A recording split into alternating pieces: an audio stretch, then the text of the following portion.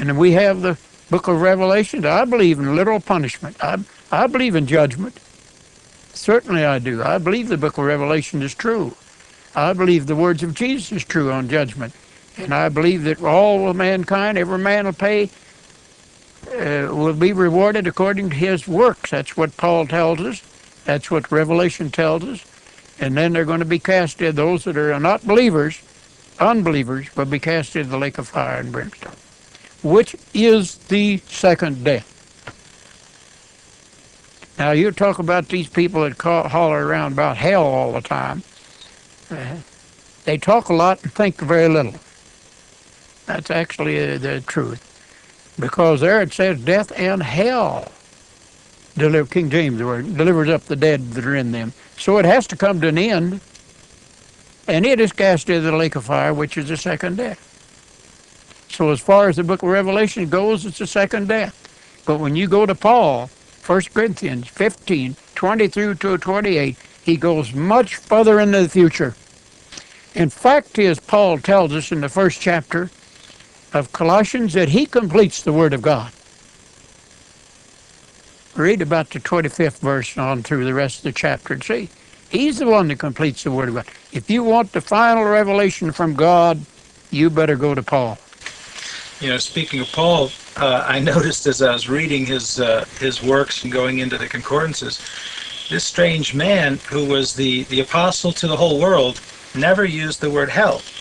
And I find that really kind of amazing, that if it was his responsibility to save people from hell, he never opened his mouth about it. So since Paul was silent about the word hell, Gehenna, Hades, Tartarus, Sheol, could you talk a little bit about hell and the modern conceptions or misconceptions about that word?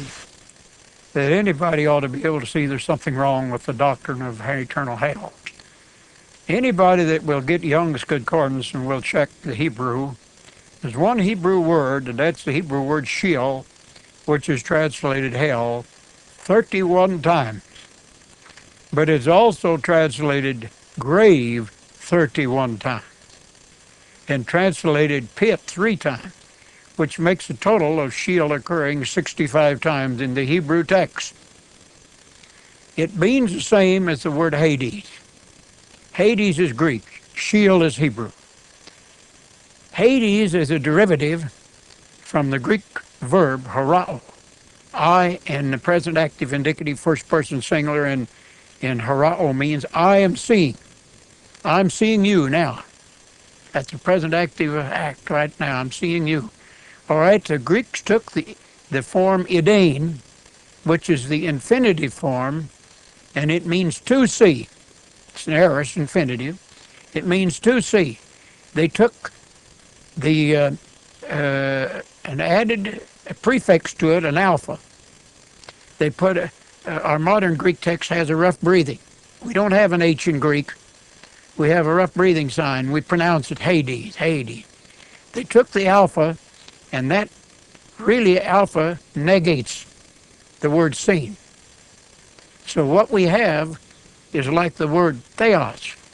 Theos is the Greek noun for God. Atheos. Put an alpha in front of it, and we have what? Atheist.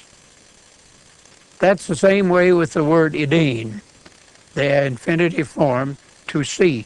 They put an alpha in front of it, and what do they have? Unseen. So that's what Hades means. It means unseen. Now, it don't seem like to me it would take a very good Bible student or a very deep Bible student to see there's something wrong with the King James Version. Because Jonah 2:2 tells us, out of the belly of hell cried I. Now, was Jonah in hell, fire, or was he in the belly of a large fish? Was there fire there where Jonah was at? Answer that question. It's to your own studies. Bible students, whoever they are, if they study those words, surely they'll have to answer that question. Was Jonah in fire? Is that what the word hell means all the time it's used in the Scriptures? Fire? Okay, now let's go to Hades in the New Testament. The word Hades occurs in the Textus Receptus text. That's the text that the King's translators had. only about 400 or 500 years old. Not an old Greek text.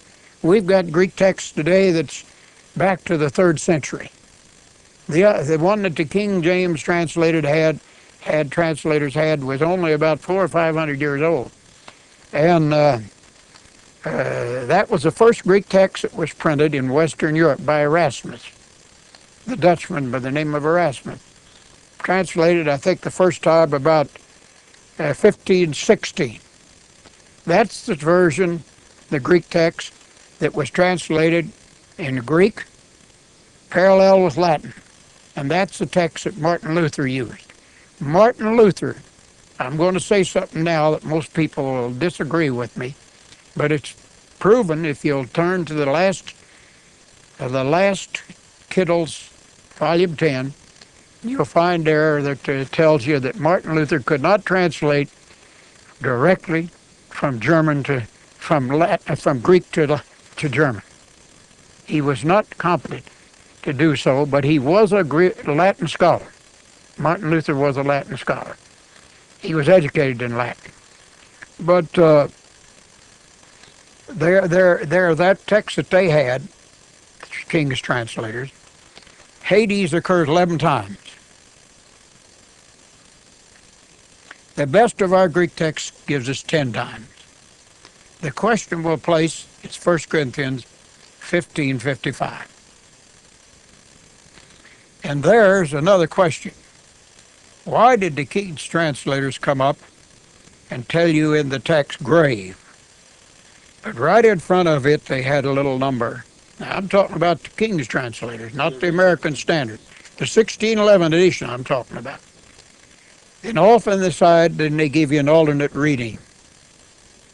And they give Hades, and they give you hell, or hell. The text reads grave, but they give an alternate reading, hell. Now, Hades occurs in Revelation 20, 13 and 14 again, and there they give you in the text hell, King James translators now. But they had a little number in front of it again, and over in the margin then they said, or grave. Now what is it?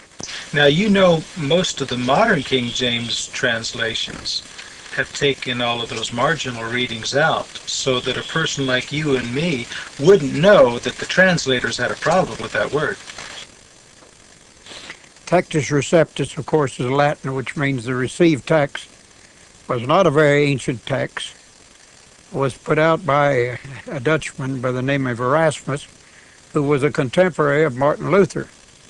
And Martin Luther, that was the only Greek text that was available in Western Europe at that time. It was his works. And he had problems with some of his brethren over his translating of it, bringing it into Latin. In fact, some of the book of Revelations wasn't even complete. All the Greek texts that he could find, ancient texts that he did find, that he was trying to put in Textus Receptus. And so, like a good Latin scholar, he took the Latin Vulgate and he translated it into Greek. That's one reason why there's some of the Greek words that are in Textus Receptus that are not in no ancient Greek text at all,